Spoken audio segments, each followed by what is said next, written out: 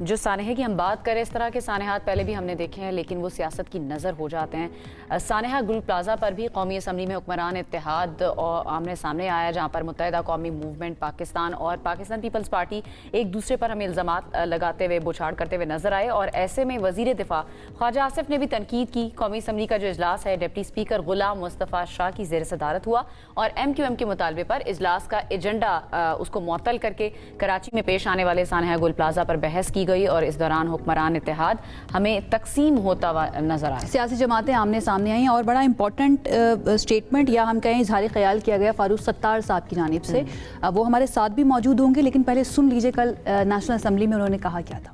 For permission, I move an adjournment motion to suspend the business of the National Assembly House for today, and in lieu of that, immediately take up the discussion on the incidents at Gul Plaza.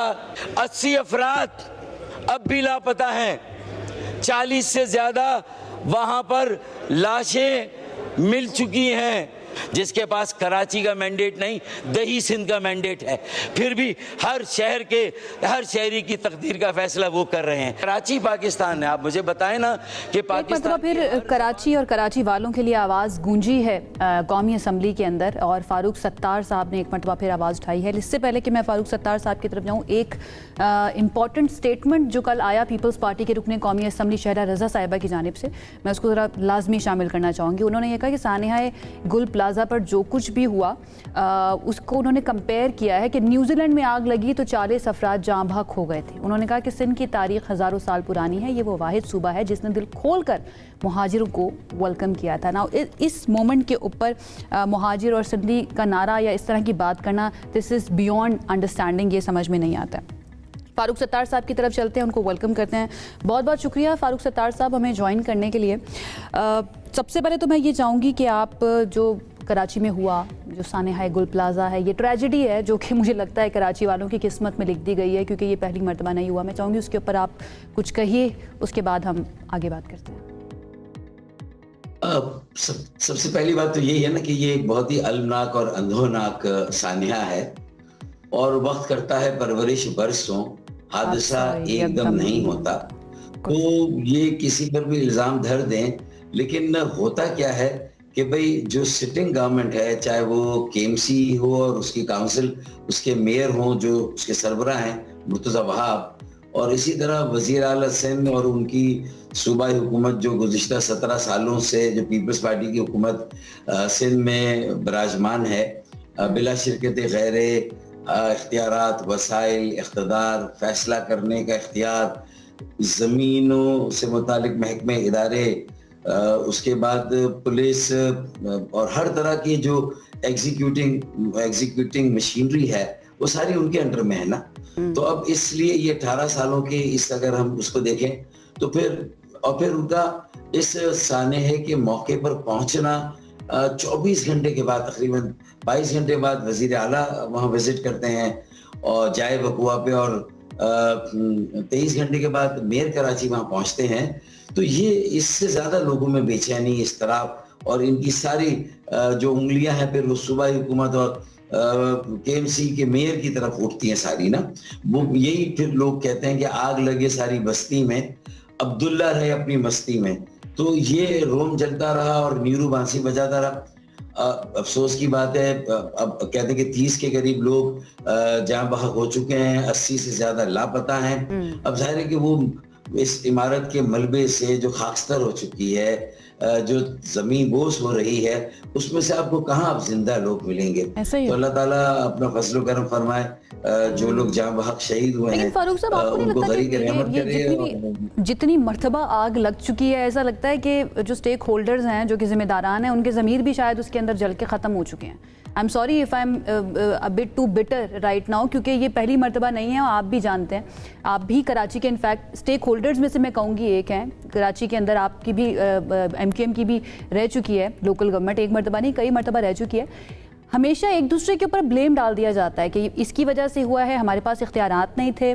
फिर जब local government की बात आती है, आपने कल भी national assembly में बात की कि लोकल गवर्नमेंट जो है उसको एम्पावर किया जाना चाहिए, लेकिन 28th अमेंडमेंट के अंदर आप लोगों की ये शर्त थी कि उसको शामिल किया जाए और उसको शामिल नहीं किया गया। उसके बावजूद आप लोगों की तरफ से कोई एहतजाज किया गया, कुछ कहा गया कि भाई हम लोगों का ये जो पॉइंट था, हम लोगों की जो ये शर्त थी, इसको क्यों ऐड नहीं किया गया उसके अंदर?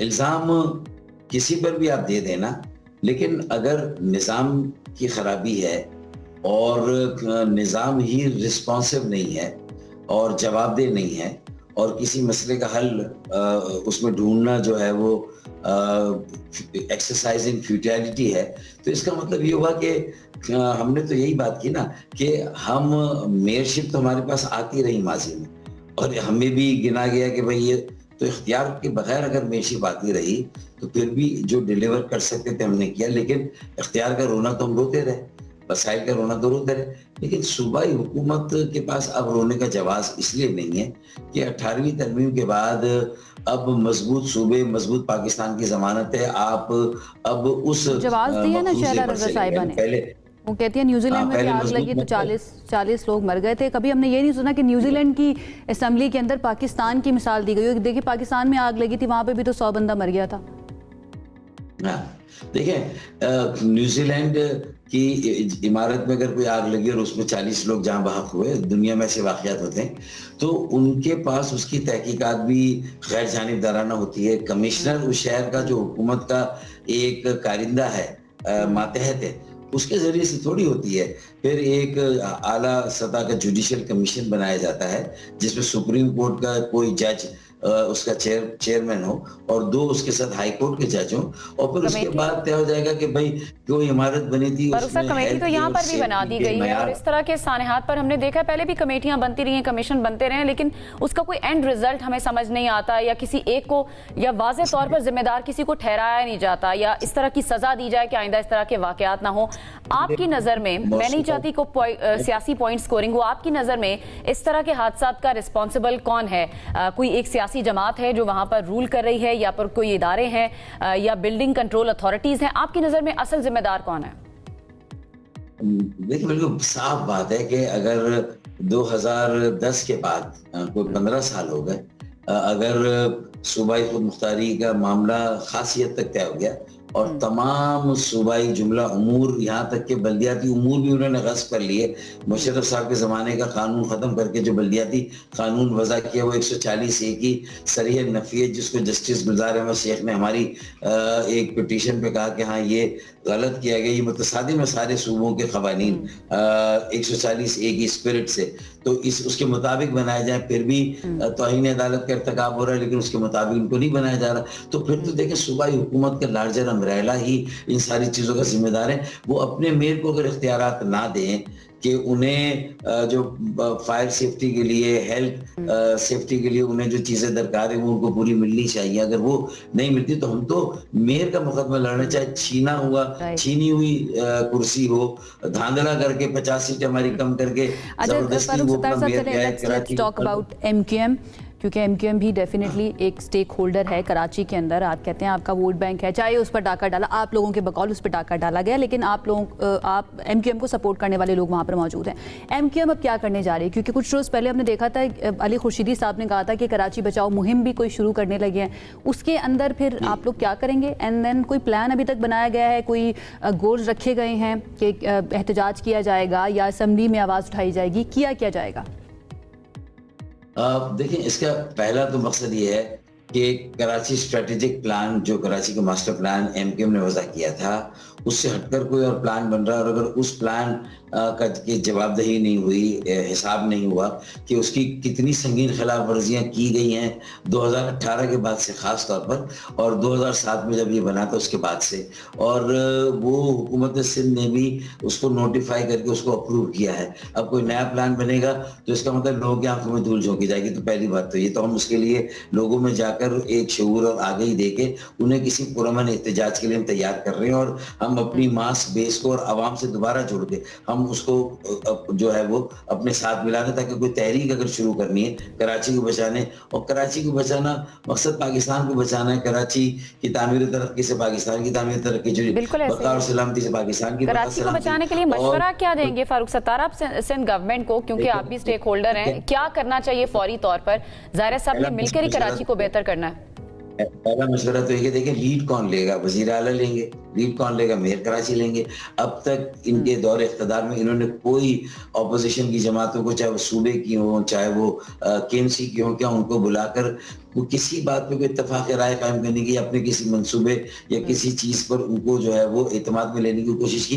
कोई अमल नहीं। बल्कि ये बात आ रही है मुख्तलिफ मीडिया चैनल से, और लोग कह रहे हैं कि भाई जो 18 टाउन है उसमें कुछ पीपल्स पार्टी के, बाकी जमात इस्लामी पीटीआई के, किसी टाउन नाजिर चेयरमैन से जो है वो अब तक मुर्तजा वहाब साहब नहीं मिले। तो जब वो अपने साथ जो नीचे काम करने वाले 18 टाउन है उनके साथ उन्होंने इन 3 सालों में, जो 3 साल हो गए उनके दौरे इख्तिदार को, मेयर के, और 2.5 साल वो एडमिनिस्ट्रेटर भी रहे, तो 5.5 साल में अगर वो नीचे टाउन के लोगों से उनका कोई राब्ता नहीं है, कोई मरबूत मनसूबाबंदी प्लानिंग नहीं है। देखिए ना, एक सिंपल काम ही था ना, 275 तिजारती मराकज़ हैं इस तरह, जिसमें एक का सानिया हो गया, अल्लाह ना करे बाकी में सिर्फ फायर अलार्म और स्मोक डिटेक्टर जो सेंसर्स होते हैं, अगर ये सारी मार्केटों में केएमसी या हुकूमत सिंध लगा दे, या कम से कम उसका पाबंद करे वहां की ताजिर अंजुमनों को, तो कम से कम एक हिस्से में आग लगे, उसका धुआं पूरी मार्केट में चला जाए और लोगों को निकलने का मौका ना मिले, तो मैं समझता हूं कि कम से कम बाकी मार्केट को तो कहीं ना कहीं से फिर खाली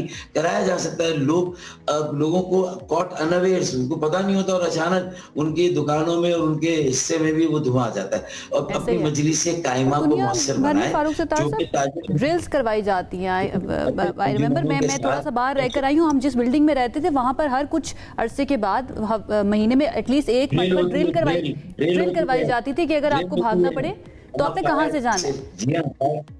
जी हाँ, फायर सेफ्टी के डिवाइसेस लगे होते हैं। चाइना से हम कब्रिस्तान के फूल मंगा रहे हैं, हॉलैंड की बजाय अब चाइना से शादी ब्याह के फूल और सालगिरह के गुब्बारे सारे चाइना से। क्या वहां से ये डिवाइस हमें नहीं मिल सकते? जो एक बॉल नुमा होते हैं, एक पेन निकाली और पूरे फोम निकला और उसने आनन फानन किसी भी कहते हैं वो नक्श अगर बातिल तकरार से क्या हासिल। यहाँ पर नक्श ही बातिल है तो बार बार तकरार करके लड़ झगड़ के क्या फायदा। लेकिन फिर भी इंसानियत का तकाजा ये है, ये हमारी काम का तकाजा ये कि हम बार बार इस पर बात कर सकें। और डेफिनेटली आप जैसे रिप्रेजेंटेटिव्स जो हैं उनकी आवाज़ भी बहुत मानी रखती है। लेकिन जब आप लोग जाएंगे और लोगों से मिलेंगे तो ये सवाल भी आपसे होगा कि विफाक के अंदर आप उसी जमात के साथ इत्तेहाद में मौजूद हैं, तो वहाँ पर आप कुछ क्यों नहीं करते हैं? इसके ऊपर कमेंट कर दीजिए, then will conclude the session. सबसे पहले तो कि वफाक में जो हम कर सकते हैं कि एमएनए फंड से 40 अरब लाए, जो सड़कें किसी वजह से केएमसी या टाउन्स नहीं बना सके वो हमने थोड़ी बहुत बनाना शुरू किया, उससे लोगों को एक एतमाद आया। हमने सरजानी टाउन में कामयाब इज्तिमा के 15,000 और मलीर में 20,000 लोग रिकनेक्ट हो रहे हैं। और ये कराची बचाओ मूवमेंट से हमारी पूरा तंजीमी ढांचा और मुंतखब नुमाइंदे अवाम में जा रहे हैं। और हम एक बहुत रमज़ान की इससे पहले या उसके बाद, ईद के बाद हम एक कुल जमाती, कुल शोबा जाती एक बहुत बड़ी कॉन्फ्रेंस करने जा रहे हैं, जिसमें एक मुश्तरका हिकमत अमली कराची बचाने की है। और मैंने तो कल ये अंदिया दे दिया ना ढके छुपे लफ्जों में कि आज़ाद कश्मीर में तो 10,000 लोग सड़क पर आकर बैठ गए। पूरी जो है वो वफाक की हुकूमत जाके उसने सड़क पर जाके मुज़ाकरात किए और सारे मुतालबा तस्लीम किए। तो मेक नो मिस्टेक, कराची को हल्का ना ले। कराची में अगर ये मोबिलाइजेशन हो गई, बुशरा ज़ैदी के वाक़े के एक वाक़े साने के बाद पूरे कराची के नौजवान जामिया से निकले थे, हम ये मोबिलाइजेशन कर रहे हैं। मुझे यकीन है वहाँ 10,000 निकले थे, 10 लोग कराची की किसी बड़ी शारा पर किसी भी वाक़े के बाद या ये एमक्यूएम बचाओ तहरीक जमीनेट होगी तो ये निकलेंगे और सब ठाट पड़ा रह जाएगा। वक्त मेरे पास खत्म हो गया, मुझे बार बार कहा जा रहा है फारूक सत्तार साहब, एमक्यूएम कर पाएगी? इतने लोगों को जरूरत पड़ गई तो निकाल पाएगी सड़कों पर? देखिए, मजलिस इमामा को फंक्शनल कर दें 140 से कि अब ये 28वीं तरमीम में इसके लिए वजीर आजम ने पक्का जो है वो हमसे वादा किया और अंदिया दिया है। 27 भी में खुशखबरी दे दी थी, लेकिन सिंध पीपल्स पार्टी की मुखालफत पर रोक दिया। अब पंजाब असेंबली से करारदाद इसके हक में मंजूर हुई है और वहां की पीपल्स पार्टी ने भी इसके हक में जो है वोट दिया है। इसी तरीके से नए सूबों और नए इंतजामी यूनिट्स की बात हो रही, जिसका मैंने कहा था जब मैंने कल जिक्र किया था। मतलब आपका पॉइंट अगेन फिर यही है, लोकल गवर्नमेंट्स को और ज्यादा एम्पावर किया जाए। I am really sorry Farooq Sattar साहब, वक्त मेरे पास खत्म हो गया, लेकिन आपका पॉइंट आ गया। आप कह रहे हैं कि अगर ना किया गया और शराइत ना मानी गई तो एमक्यूएम के पास ये वाला ऑप्शन भी मौजूद है कि वो लोगों को सड़कों पर निकाल सकते हैं, और वो इतनी अथॉरिटी कराची में अब भी रखते हैं। बहुत बहुत शुक्रिया फारूक सत्तार साहब, वक्त देने के लिए सुबह के औकात में और अपनी राय देने के लिए सारी सिचुएशन। बिल्कुल ऐसे ही सियासी जमातें, सियासी जो लोग हैं वो तो इस पर बात कर ही रहे हैं, कहीं पर सियासी पॉइंट स्कोरिंग हो रही है, लेकिन जो सोशल मीडिया इन्फ्लुएंसर हैं या सेलिब्रिटीज़ हैं वो भी अपनी आवाज़ उठा रहे हैं और वो अपनी आवाज़ लोगों के घरों तक पहुँचा रहे हैं, लोगों तक पहुँचा रहे हैं। और इसी तरह की एक personality social media influencer Junaid Akram, उनकी जानिब से भी कोई इशू होता है, आपने देखा होगा कि वो उस पर बात करते हैं और उनका ताल्लुक भी कराची से ही है, तो वो हर तरह के इशू को कवर कर रहे होते हैं और बड़े आसान अल्फाज में लोगों से कम्युनिकेट करने की कोशिश करते हैं, उनसे बात करने की कोशिश करते हैं। तो जुनेद अकरम हमारे साथ मौजूद हैं इस वक्त, उनसे ज़रा इस बारे में गुफ्तगू करते हैं। जुनेद, बहुत शुक्रिया हमें ज्वाइन करने के लिए। सबसे पहले तो बतौर कराची के शहरी, आपने गुल प्लाजा सानहे पर, मैं चाहूँगी कि उस पर थोड़ा कॉमेंट कर दें। ज़ाहिर है आप भी इस दुख में होंगे, इस कर्ब में होंगे, आपका ज़ाती तौर पर आपको किस हद तक इस सानहे ने मुतासिर किया, ये भी बताएं। अस्सलाम वालेकुम। फर्स्ट ऑफ ऑल बहुत बहुत शुक्रिया मुझे प्रोग्राम में लेने का। देखें, वाक़या कहीं भी हो जिसमें इंसानी जान का नुकसान हो, वाकई उससे दुख तो होता है, लेकिन एक ऐसी जगह जो आपकी ज़िंदगी में इसका बड़ा हिस्सा रहा हो, ख़ास तौर पे गुल प्लाजा की अगर बात करें तो मेरे स्कूल का रूट भी वही था। मैं नासरा स्कूल में पढ़ता था, तो जो लोग कराची से वाकिफ़ है दे वुड अंडरस्टैंड। तो रोज़ाना का एक तो गुजर बसर, और ऊपर से फिर अम्मी के साथ हमेशा वहीं से हमने घर का सामान लेना हो, कोई कपड़े लेने हो, बहुत सारी, और ज़ाहिर है जब आप शॉपिंग करके निकलते हैं तो आप खुश ही निकलते हैं। तो एक बड़ा खुशियों का सिलसिला उस जगह से जुड़ा हुआ था। एंड जब ये वाक़े का पता चला तो ज़ाहिर है बहुत अफसोस हुआ, and it felt very close to home because it was literally very close to home. मेरी रिहाइश भी जो पुरानी थी वो वहीं से वॉकिंग डिस्टेंस पे थी। और तो ज़ाहिर है एक चीज़ आपने ज़िंदगी भर देखी हो, फलती फूलती देखी हो, वहाँ दुकानें देखी हो, दुकानदारों से आपके और मरासिम रहे हों, तो ज़ाहिर है दुख तो बहुत होता है। जुनेद, आप सोशल इश्यूज़ पर भी काफ़ी बात करते हैं अपने सोशल मीडिया अकाउंट्स के ऊपर। आपको क्या लगता है कराची वालों की किस्मत में ये क्यों रह गया है कि वो इस तरह के हादसात का ही शिकार होते रहेंगे, या फिर उनकी ज़िंदगी में परेशानियाँ ही क्यों लिख दी गई हैं, कोई उनका पुरसाने हाल नहीं है? इसकी क्या रीज़न लगती है आपको? मामूल बिल्कुल बन गए हैं। मामूल इसलिए बन गए हैं बिकॉज कोई SOPs फॉलो नहीं किए जाते। यहाँ मैं विक्टिम ब्लेमिंग तो ज़ाहिर नहीं करूँगा, जिनका नुकसान हुआ है उनको तो कसूरवार आप 100% नहीं ठहरा सकते। ऑफ कोर्स इम्प्लीमेंटेशन हुकूमत का काम है, इदारों का काम है, लेकिन अगर अभी भी हमने वीडियो पे आके प्रोग्राम्स करके या वीडियो लॉग्स बना के हमने ही अगर बताना हो हुकूमत को काम कैसे करना है, तो फिर हम ही हुकूमत कर लेते हैं। जाहिर है जो इन डिपार्टमेंट से मुंसलिक हैं, चाहे वो सेफ्टी रिएक्टिव अप्रोच होती है, प्रोएक्टिव नहीं है, फायर डिपार्टमेंट हो, चाहे वो सिविल डिफेंस का इदारा हो, इन सबको पता है कि क्या चीज़ें देखनी है, और इन सबको ये भी पता है कि मार्केटों के हालात क्या हैं। अगर आप भी शॉपिंग करने निकलते होंगे तो आप, चाहे वो लाहौर का कोई बाजार हो, कराची का कोई बाजार हो, तारों का जाल आपके सर पे होता है। It's like you walking into a death, और आपके सर पे मंडला रहे होते हैं मौत के बादल, लेकिन उसको हम इतना कैजुअल लेते हैं। तो ऑफ कोर्स ये बात सबको मालूम है कि किस तरह की हमारी प्रैक्टिसेस हैं, और किसी किस्म की SOP फॉलो नहीं की जाती, कोई फायर ड्रिल्स नहीं की जाती, कोई निज़ाम नहीं मौजूद होता, कोई फायर एग्जिट नहीं बनाए जाते। दुनिया भर में कहीं भी कोई बिल्डिंग बनती है तो पहले देखा जाता है कि फायर प्रूफ कितनी है, स्प्रिंकलर्स उसमें लगे हुए हैं कि आग लग जाए, स्मोक डिटेक्टर्स कितने लगे हुए हैं। अब तो आम घरों में ये फैसिलिटीज़ आ गई हैं, तो यहाँ पे इतनी बड़ी बड़ी मार्केट कैसे 2026 में बेयारो मददगार इस तरह। बिल्कुल ऐसी बड़ी दुनिया में जो प्रैक्टिस हो रही है, फिर वो पाकिस्तान में क्यों नहीं हो रही, और ये जो सानहा हुआ है इसकी जिम्मेदारी फिर हम किस पर डालें? अभी जिस तरह फारूक सत्तार भी हमारे साथ मौजूद थे, उनसे भी मैंने ये सवाल किया, भाई बुनियादी जिम्मेदारी आयद किस पर होती है? इस पर मजीद हम बात करेंगे।